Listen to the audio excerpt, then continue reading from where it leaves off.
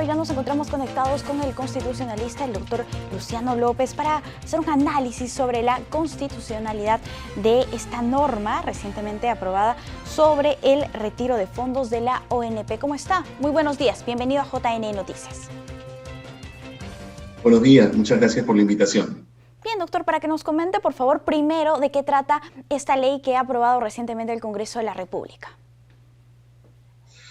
Bueno, según como ya se conoce, lo que se ha aprobado es una suerte de devolución de fondos del sistema público de pensiones que está siendo administrado por la ONP, la Oficina de Normalización Previsional.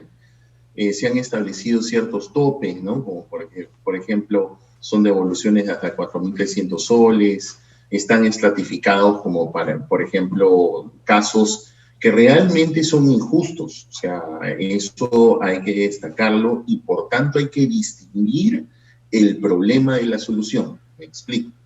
Lo que sucede es que el sistema público tiene una serie, y no de ahora, sino de hace bastante tiempo, situaciones injustas como, por ejemplo, gente que ha estado aportando y que ha aportado incluso hasta 18 años, pero luego llega a la edad de jubilación, es decir, 65 años, y resulta que no puede percibir una pensión porque la ley, el sistema legal, dice que percibe una pensión recién cuando ha aportado 20 años como mínimo. Entonces debe cumplir el requisito de la edad y a su vez el requisito de haber aportado 20 años. Entonces, ¿qué pasa con aquellas personas que aportaron 18 años, que aportaron 15, 10, 5? Al agua todo ese aporte. Pensión, llegaron a la jubilación. Exactamente. Entonces, esa es una situación que hasta incluso, hay que decirlo con todas sus letras, es una situación inconstitucional, porque son personas que merecen una pensión, para eso han estado contribuyendo. Pero aquí, por eso que decía, es importante distinguir el problema, que esas personas merecen una pensión, merecen, por último, ser reparados en ese daño que se les ha causado. Pero si vas a usar algún tipo de compensación o de reparación para este grupo de personas, aquí el problema está en que no puedes usar fondos de este sistema público y solidario, que es el sistema de pensiones. ¿Por qué? Porque la Constitución lo prohíbe. La Constitución dice que los fondos públicos de pensiones son intangibles. Y para que se entienda de la manera más clara, intangible significa que no lo puedes tocar. Está prohibido tocarlo. ¿Qué pasa si lo tocas? Bueno, algo tan simple como decir, bueno, pues estás contrariando la Constitución. Y por eso, por ejemplo, ya la Defensoría del Pueblo se acaba de pronunciar. Acaba de sacar un comunicado extenso donde la Defensoría está validando cosas que algunos hemos estado opinando en los últimos días y sobre todo ayer. Bien, doctor, en ese caso, la cura no puede ser peor o igual que la enfermedad. En ese sentido, de repente se debió plantear otra solución para este tema de la ONP, pero no la que se ha hecho en este momento y la que se ha aprobado en el Congreso de la República. ¿Qué es lo que va a pasar más adelante? ¿Cuáles son los plazos? ¿Qué le queda hacer al Ejecutivo, que ya ha venido bastante tiempo atrás diciendo que no es posible devolver estos fondos? Primero destacar lo que usted mismo está diciendo en la pregunta, ¿no? Que aquí no es que no se requiera una solución para el problema. No, claro que se requiere una solución para el problema. El asunto es que la solución elegida es una solución inconstitucional y hay que pensar en otra. Frente a esa situación que va a generar, efectivamente, como usted bien dice, probablemente el remedio sea peor que la enfermedad, porque los especialistas dicen que el impacto oscila entre los 18.000 y 19.000 millones de soles en un fondo que es público, del cual viven los jubilados hoy en día. Entonces, ¿qué alternativas existen? A ver, ¿cuál es la tuya? El presidente del Congreso va a remitir la autógrafa, que la autógrafa es este oficio donde está contenido el texto de la ley que firma el presidente del Congreso, se lo envía al presidente de la República, y de acuerdo con la Constitución, el presidente tiene 15 días para poder observar la ley. La observación, como su mismo nombre lo indica, es que el presidente manda por escrito una serie de cuestiones donde el presidente va a decir, señores, me opongo a esta ley porque existen estos problemas. Y entonces en eso consiste la observación. Si el presidente no observa, cosa que lo dudo por todo lo que ya han comentado incluso el Ejecutivo, si el presidente no observara, el presidente del Congreso está plenamente autorizado a promulgar la ley. Pero si el presidente observa, entonces la observación regresa al Parlamento y en el seno del Parlamento tiene que nuevamente dar la vuelta del circuito parlamentario. Es decir, el asunto va a ser derivado a las comisiones que opinaron, que en este caso entiendo que ha sido la Comisión de Protección al Consumidor, ha sido la Comisión de Presupuesto, la Comisión de Economía, y ellas van a tener que decidir si exoneran de trámite de comisión o si las comisiones se pronuncian. Lo lógico, pero ojalá que tengan cordura los señores parlamentarios, porque lo lógico es que las comisiones lo vean, porque está viniendo con unas observaciones del presidente y más de uno hemos estado diciendo que tiene problemas de constitucionalidad. Y hoy la Defensoría del Pueblo también se acaba de pronunciar diciendo, señores, ese es un constitucional. Entonces deberían tener un trámite parlamentario. Sea que las comisiones insistan y vuelvan a dictaminar diciendo, no, señores, no vamos con las observaciones del presidente, y este asunto en el Pleno lo votan, entonces si lo aprueban en esa votación, ya el tema no regresa al Poder Ejecutivo. La Constitución en esos casos autoriza al presidente del Congreso a promulgar la ley por esta cuestión que en la jerga parlamentaria se conoce como insistencia.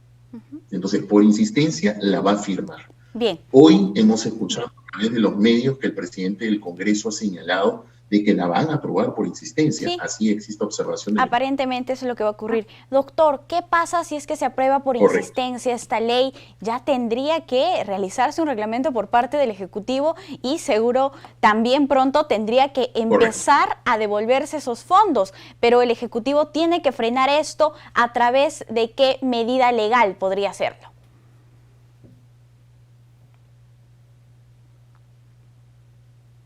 Claro, al texto que ha sido aprobado hay una reglamentación.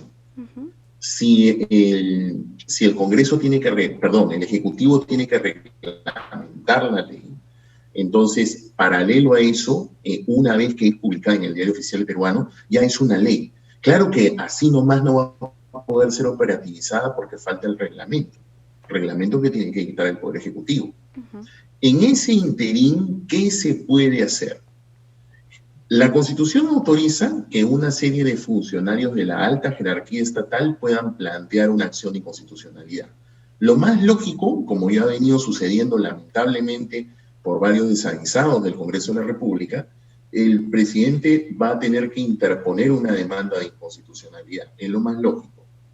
Sin embargo, la demanda de inconstitucionalidad no suspende los efectos de la ley, con lo cual entonces el Ejecutivo va a tener que demandar la inconstitucionalidad, pero a su vez cumplir con la reglamentación en paralelo.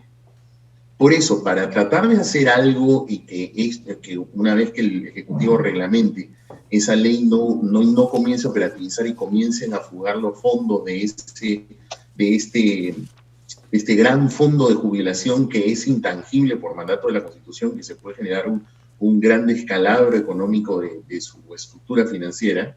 Entonces, lo que correspondería, creo yo, es de que el artículo 40 del Código Procesal Constitucional y la jurisprudencia del Tribunal Constitucional también dicen de que como el fondo es aquel del cual salen las pensiones de jubilación, entonces se podría interponer un amparo a favor de ese colectivo de jubilados. Es lo que permite el artículo 40 de la Constitución y además está en ciertos criterios jurisprudenciales del Tribunal Constitucional. Ese amparo, ¿quiénes lo pueden plantear? Cualquier jubilado, porque forma parte del colectivo. Lo puede plantear cualquier ONG que esté vinculada a la defensa de derechos fundamentales. Lo podría plantear incluso una institución pública que tenga que ver con los derechos de los jubilados. Y por esa institución me parece que podría ser la propia ONP o la Defensoría del Pueblo, porque por mandato constitucional a la Defensoría le corresponde la defensa de los derechos ciudadanos, y esta disposición que acabo de mencionar del Código Procesal Constitucional también menciona que la Defensoría está facultada a interponer demandas a favor de cualquier persona, a favor de grupos o de colectivos o de aquello que también llamamos derechos difusos. En este Claro. caso sería claramente un colectivo de jubilados. Esa creo que podría ser una posibilidad. Esa es una Porque el posibilidad. proceso de amparo, sí, porque el proceso de amparo tiene medida cautelar. Y para que la gente conozca qué cosa es una medida cautelar, es cuando tú presentas una demanda de amparo y como el proceso va a demorar, porque tiene que admitirse, tramitarse, etcétera, la ley permite que mientras dura por una situación de urgencia, le pueda solicitar al juez, señor juez, me da una medida preventiva de cuidado mientras dura el proceso principal. Esa medida preventiva puede consistir en la suspensión de los efectos de esta ley. Por eso es de que podría ser interesante que claro, todo estamos hablando una vez que se publique la ley. Si se publica la ley, entonces en ese momento creo que pueden salir estas acciones simultáneas. La acción de inconstitucionalidad que pueda promover el Ejecutivo o los jubilados en defensa de su propio fondo o una ONG o la Defensoría del Pueblo o la ONP. Sí, doctor. Pero creo que lo recomendable sería esa vía. Claro, doctor, ¿cuánto tiempo duran más o menos este tiempo de la demanda de inconstitucionalidad? No es rápido. Muy buena pregunta. La demanda de inconstitucionalidad no es rápida. Mire, el Tribunal Constitucional ha hecho, me parece, y hay que saludarlo, un gran esfuerzo de celeridad al momento de resolver el caso de la ley de peajes. Y le menciono la ley de peajes porque más o menos le puede dar el derrotero del tiempo que ha durado ese proceso de inconstitucionalidad. La demanda se presentó el 2 de junio. Y el día de ayer, 25, el Tribunal Constitucional votó y aprobó la ponencia del magistrado Ferrero que se pronuncia por la inconstitucionalidad de esa ley. Entonces el tribunal va a pasar en limpio, yo me imagino que la próxima semana ya debe estar saliendo publicada, entonces saque usted cuenta, se ha demorado 3 meses. Entonces, más o menos, y eso que el tribunal ha corrido en la realidad, ¿eh? Entonces, saque más o menos la referencia de tiempo, claro, y haciendo un gran esfuerzo sobre que el propio tribunal supere su propia marca de tiempo, podría demorar unos 3 meses. Por eso es que creo que puede ser muy útil pensar en una estrategia de amparo, sí, sería en paralelo para lograr alguna medida cautelar que pare los efectos de para eso. no desfalcar, mientras tanto, al Ejecutivo. También, doctor, qué bueno que usted menciona esta ley de peajes que ha sido declarada inconstitucional, porque nos preguntamos como ciudadanos qué está pasando en el Congreso, cómo es que se aprueban estas normas que desgastan a un ejecutivo que en este momento, a un legislativo, perdón, que en este momento seguramente tiene que ver temas tan importantes y está lanzando estas leyes aparentemente sin una reflexión previa. ¿Qué es lo que está pasando con nuestros congresistas?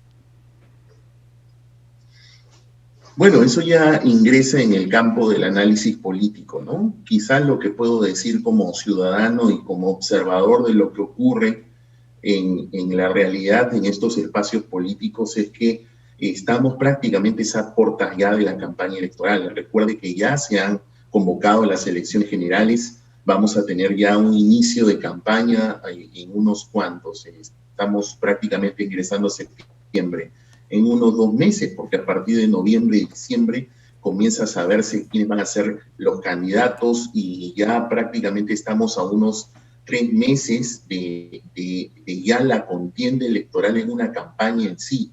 Entonces me da la impresión que los partidos que hoy están representados en el Parlamento están un tanto tratando de resolver problemas, pero resolviéndolos de la manera más populista, lo cual no es nada saludable, porque en realidad el daño nos lo están generando a todos los ciudadanos, porque probablemente es pan hoy, pero es hambre mañana, y porque esta película ya la hemos vivido. Sí. Esta película ya la hemos vivido en la década de los 80s, o sea, sobre todo en el primer gobierno aprista, o sea, esto fue eso de justamente generar forados en la caja fiscal. Es algo que nos tomó tiempo retomar la confianza en los organismos internacionales, de poder recobrar la economía, la estabilidad. Esto es algo que más bien nos debe mantener unidos. Sí, doctor. Si bien no son, hay una situación ahí que creo que las fuerzas políticas no están reflexionando lo adecuado, ¿no? Además, generan falsas expectativas en una población que seguramente está ávida y está en crisis y está en necesidad en este momento en nuestro país. Doctor, muchísimas gracias por estar aquí con nosotros en JN Noticias. Al contrario, gracias a usted por la invitación. Bien, amigos, es momento de hacer una brevísima pausa. Volvemos con más.